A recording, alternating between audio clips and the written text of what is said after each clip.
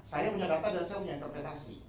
Undang-undang tadi yang disampaikan tentang regulasi pengangkatan P3K atau ASN di lembaga atau instansi pemerintah itu menurut saya interpretatif yang hari ini diterapkan oleh Kementerian Agama, bahwa setiap pengangkatan P3K atau ASN harus di lembaga pemerintah dan itu diinterpretasikan dengan negeri. Menurut saya ini perlu juga kita interpretasikan, Pak.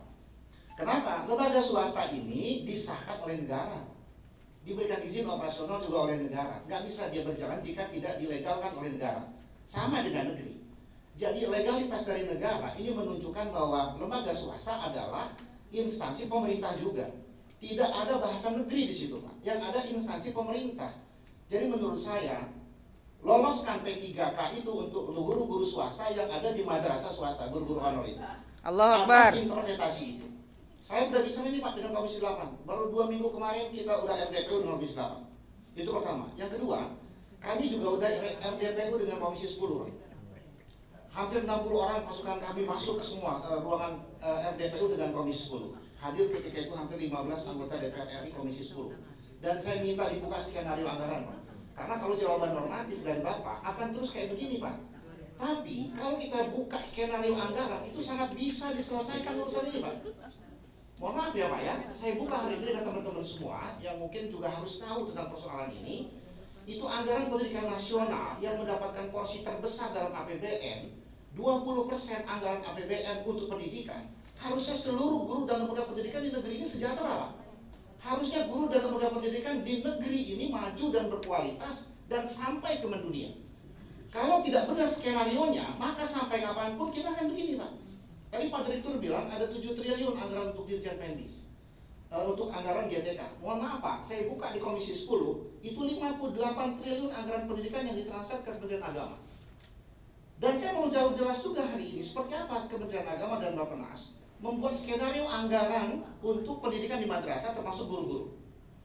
Kalau ada 58 triliun di situ, oke lah katakanlah untuk Dirjen Pendis itu ada pondok pesantren, ada perguruan tinggi, ada guru PAI yang sertifikasinya di Kemenag.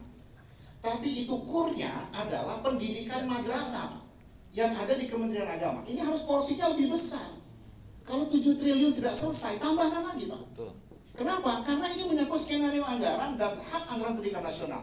Mohon maaf Pak, di Kemendikbud dan Kemenag dengan pendidikan di madrasah, dasar hukumnya sama Pak, Undang-Undang Pendidikan Guru dan Dosen. Kita punya Undang-Undang Sisdiknas. Nah kalau dasar hukumnya sama, undang-undangnya sama, seharusnya kita juga mendapatkan hak yang sama. Tidak boleh berbeda Pak. Di Kemendikbud, mohon maaf Pak, dari PAUD dia punya fasilitas IT yang lengkap Pak. Itu lembaga swasta.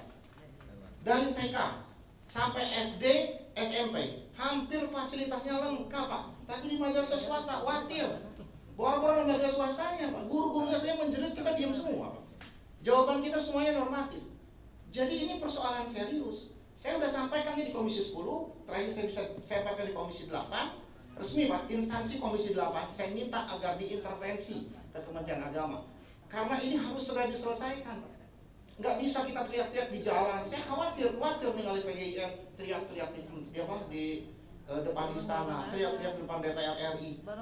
Guru-guru ini semua disuruh demo. Saya di Komisi 8 juga disuruh demo aja Pak, biar jadi dasar kami untuk menekan Kemenag.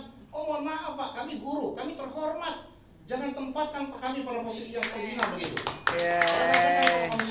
Hari ini saya sampaikan sama Bapak yang harus punya political will tentang anggaran pendidikan itu harus pro terhadap guru-guru madrasah dan lembaga madrasah. Saya nggak akan terima, saya akan kejar lagi itu. Dan saya minta semua di sini kita sama-sama Pak bersatu. Nggak bisa kita bergerak sendiri-sendiri, organisasi sendiri-sendiri nggak bisa bergerak gitu. Dan apalagi ada di antara kita yang merasa organisasi nggak bisa Pak, karena ini menyangkut hajat hidup orang banyak. Saya jelaskan di Komisi 8, kalau semua diangkat P3K kecuali saya Pak. Gak apa-apa saya nggak diangkat P3K atau ASN apalagi. Saya sudah cukup Pak dengan P3K ke ASN. Tapi yang menjerit tentang P3K, yang menjerit tentang invasi mau diangkat aja nggak diangkat-angkat, ini persoalan kemanusiaan Pak. Dan persoalannya cara menyelesaikannya adalah tentang skenario anggaran. Jadi Kementerian Agama harus membuat skenario anggaran yang terbuka Pak. Undang kami untuk membuat skenario anggaran. Jangan tiba-tiba bicara 7 triliun Pak Direktur. Harusnya bicara tentang gimana dengan 58 triliun itu. Ini saya buka Pak. Kemendikbud 78 triliun, Kemenag 58 triliun. Dengan 78